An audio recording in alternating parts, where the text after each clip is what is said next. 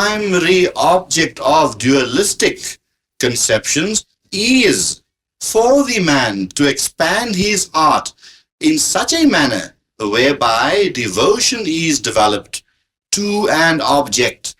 Devotion is so much developed to the object of devotion that in time to come one finds unification with the object, and then the subject and the object becomes one in unity, and then duality ceases. So, to repeat again that the concepts of duality and the concepts of monism, concepts of unity and the concepts of duality are not separate from each other. One is an extension of the other. This fight between monism and dualism has caused a lot of dissension among people. The most apparent question would be that how can I be God? How can I be God? And when man says, I am God, he might be committing a great blasphemy. The only person or a person of the stage that can say, I am God, would be a person that has reached the stage of Christ. Then Christ, if you study the Bible, has said to the general public, to the people, that worship thy Father in heaven. Christ showed a duality. Fine. And to his closest disciples, he said, I and my Father are one. There is the unity. So, to those people that require a dual conception of the relationship between man and God, for them that dual conception is good. That is why our Foundation for Spiritual Unfoldment does not condemn any belief. We encourage every faith. If this is good for you at your present stage of evolution, then by all means believe that. And there are very few people in this world that has reached the stage of unity that could really say, I and my Father are one. That can really say that. Fine. So, up to the stage that we are in, where generally people are in, they must accept this duality because this duality is practical. Now, our systems of meditation does two things. Firstly, it makes you recognize the uniqueness that is your individual soul. Seek ye first the kingdom of heaven within, and all else shall be added unto thee. The Bible says something like that. So our system of meditation is to help you, to make you find the kingdom of heaven that is within. Now, the kingdom of heaven that is within you is firstly an individual kingdom, a limited kingdom, limited by your perception of a kingdom. But when you go beyond the levels of the mind, when you go beyond mental limitations, when you go beyond mental perceptions, then you will find that that very same individual Atman becomes universal and becomes Paramatman. So, our practice that are given is first to make you realize the divinity of that which is residing in you. Step number one. Step number two, it will show you that that divinity that resides in you is universal, omnipresent. And when that recognition comes of the omnipresence of divinity, you too can say then that I and my Father are one. Okay. Good. Thanks. So, would you say that there was a distinction between our personal conception of God and the absolute? What would you say the distinction between those two are? The personal conception of God and the absolute conception of God. Now, the absolute conception of God is abstract, because absoluteness cannot be perceived in a limited context. Now, if the absolute is abstract, what could happen to an ordinary average human being? He is incapable of conceiving the abstract. Now, we all know that the finite mind cannot comprehend the infinite. It is beyond the mind to comprehend that. Is beyond the limited mind to comprehend that which is limitless. Fine. So, in order to find progress in our lives, we start off with the personal conception of God. Now, the personal conception of God is what is regarded to be the sum totality of the universe. Fine. Among the Hindus, they would believe in Krishna or Rama, that is the personal conception of God, and embodiment of God. Fine. Among the Buddhists, they would have Buddha. Among Christianity, Christ, and there are various other religions that have various personal conceptions of personal gods. These are good. I say, if you believe in Krishna, you must. If you believe in Rama, you must. That is your personal conception. But your mind being limited and unable to conceive the inconceivable, then by all means have your personal God. But do not think that your acceptance of the personal God is the end of it all. Because from the personal God, one proceeds to the abstract God, the impersonal God.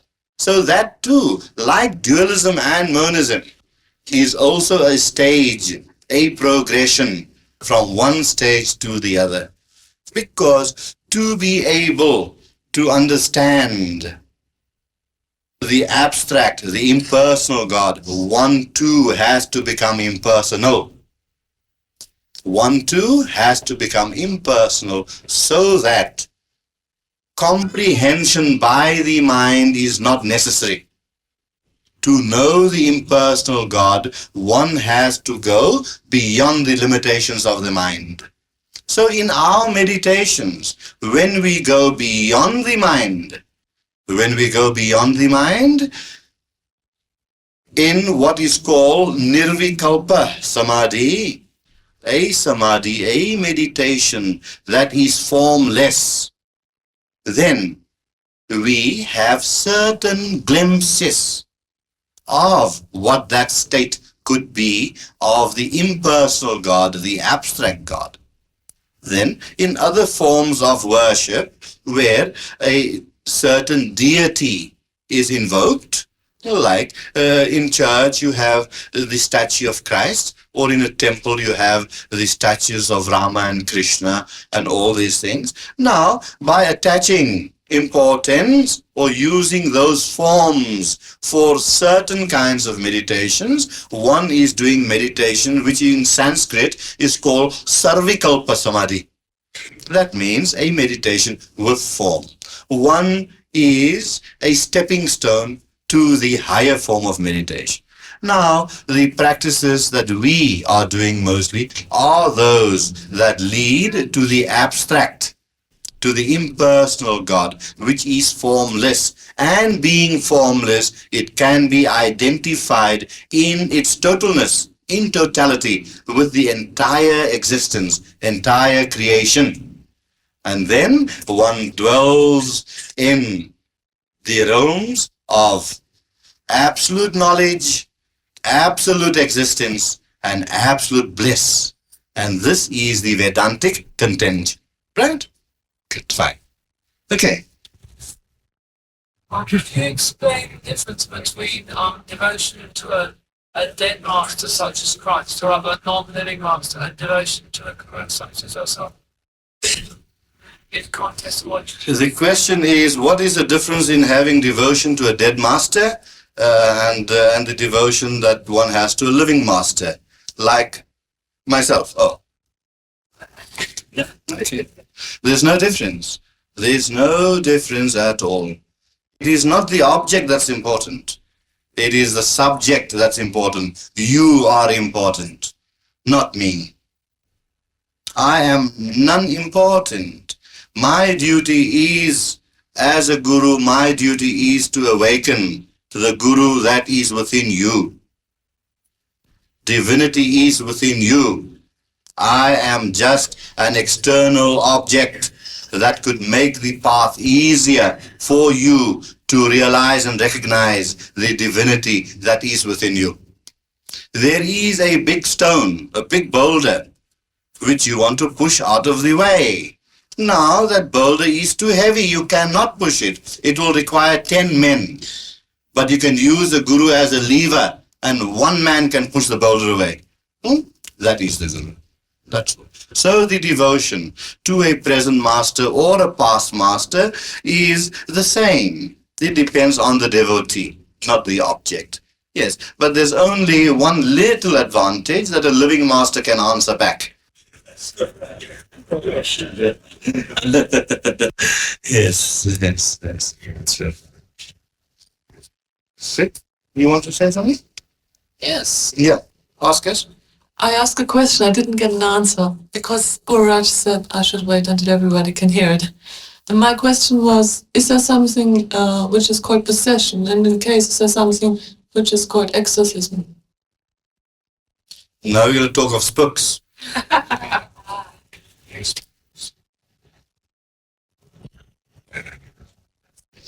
I have been asked about this by many people because today in England,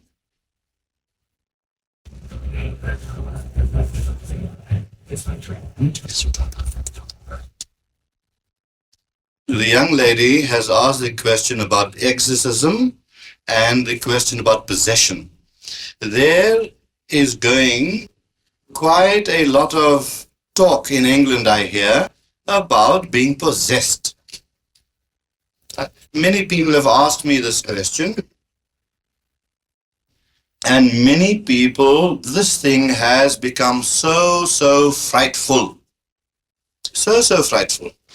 And the fear has been made greater, made so much greater because of the kinds of films that are seen and the kind of literature and all the books that we get, that a human being can get possessed by another spirit.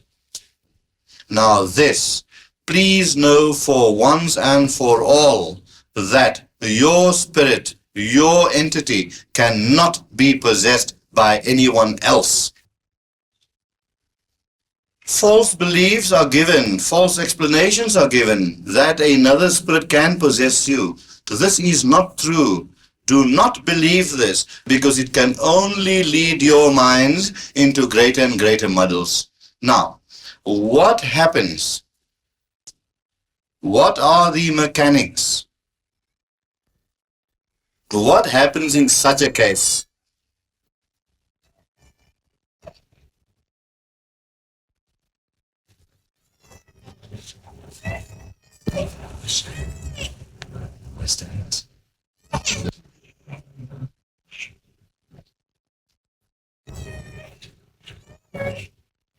That's right.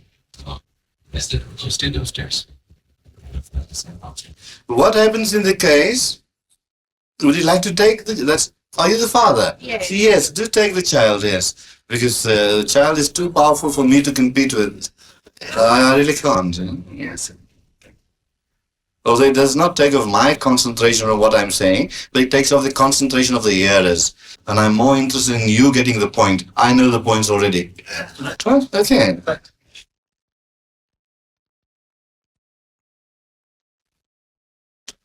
So we have so many films and books and newspaper articles all to do with possession. Now, what is the answer? Because nowadays many people are being afraid of being possessed with all these things that is thrown onto them. Now, let me tell you for once and for all that no one can become possessed by any foreign spirit. There is no such thing. Now, what happens in seeming possessions is this.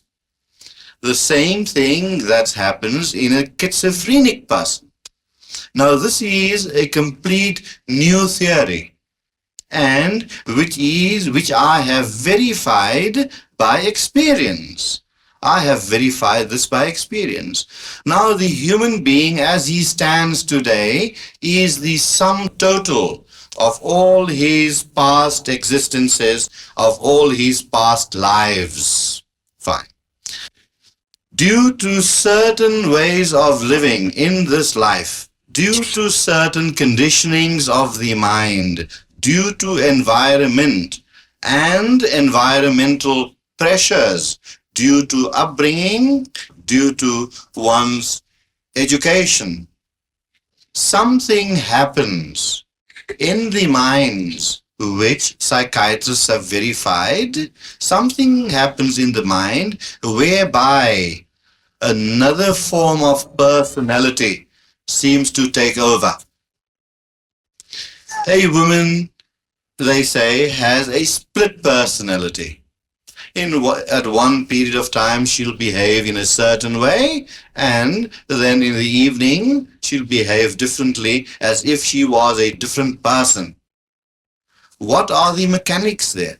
What is happening there is this, that because of a certain derangement of the mind, that person is living a personality, living a life which he or she had lived before in past history. Because of a derangement, a past life shines through the present conscious level of the mind, and that person seems to be living a split personality, a different life altogether. Now, there are certain levels that we have lived. For example, as a brutal man. We've all been brutal. When we talk of past lives, we all try to imagine ourselves to be ex-kings, and of course a woman always likes to know that she was a Cleopatra or a queen or some very, very famous personage. But we could have been murderers and thieves and all kinds of people.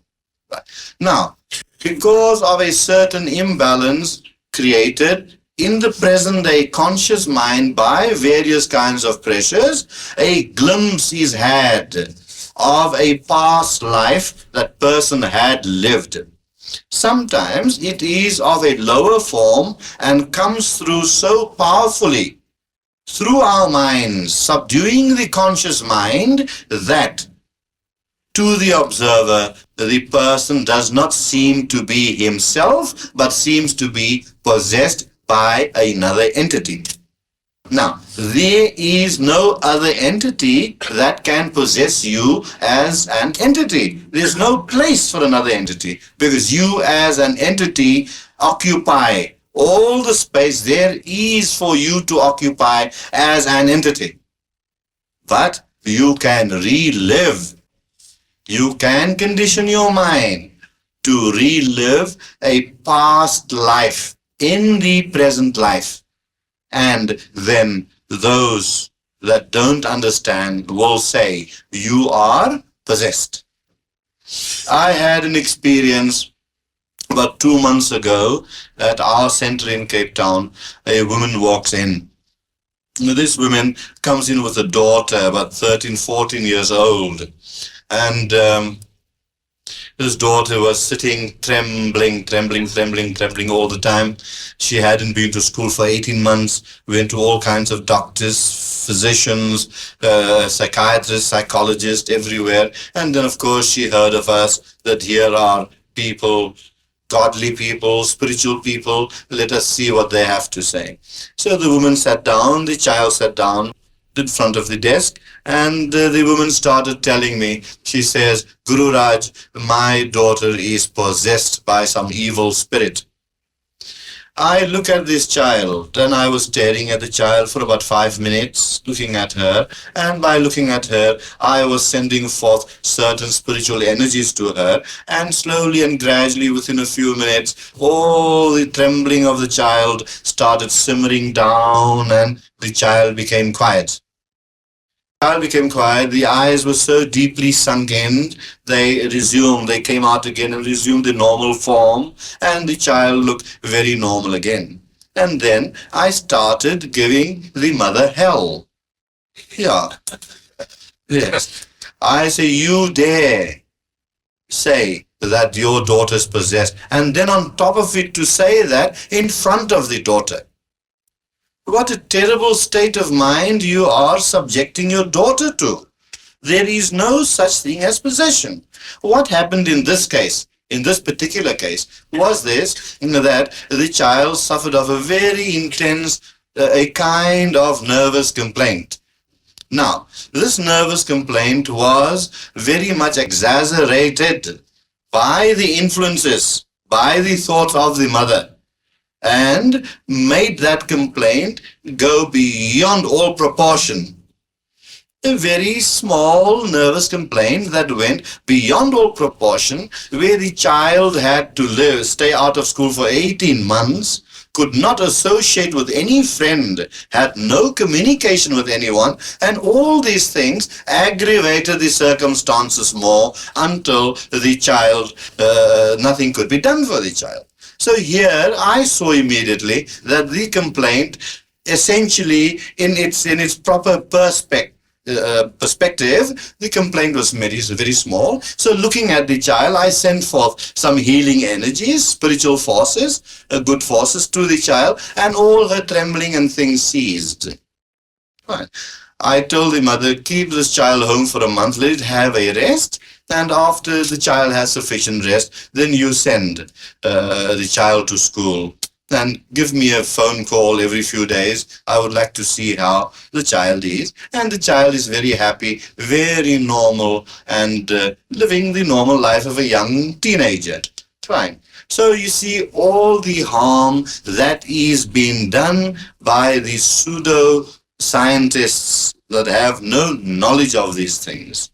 Now, I've heard we get so many reports in our papers in South Africa where all kinds of exorcism takes place and all ceremonies and things like that, and we find that this is all very, very false and very, very without any substance whatsoever.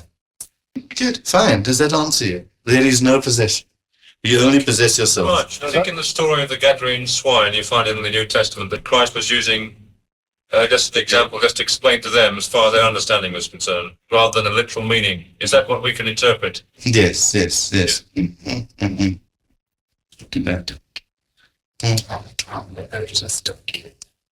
the bird docking now? Yeah, I see. Yeah, it's 1:30. A very short prayer for peace to all. Okay. Om Dev Shanti Rantarikshagvam Shanti Prithvi Shanti Rapa Shanti Vishwadeva Shanti Vanaspata Shanti Brahma Shanti Sarvagvam Shanti Shanti Reva Shanti Sama Shanti Redi Om Shanti Shanti Shanti.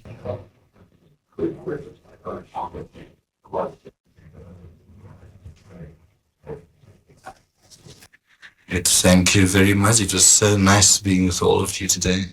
It was really beautiful. Thank you.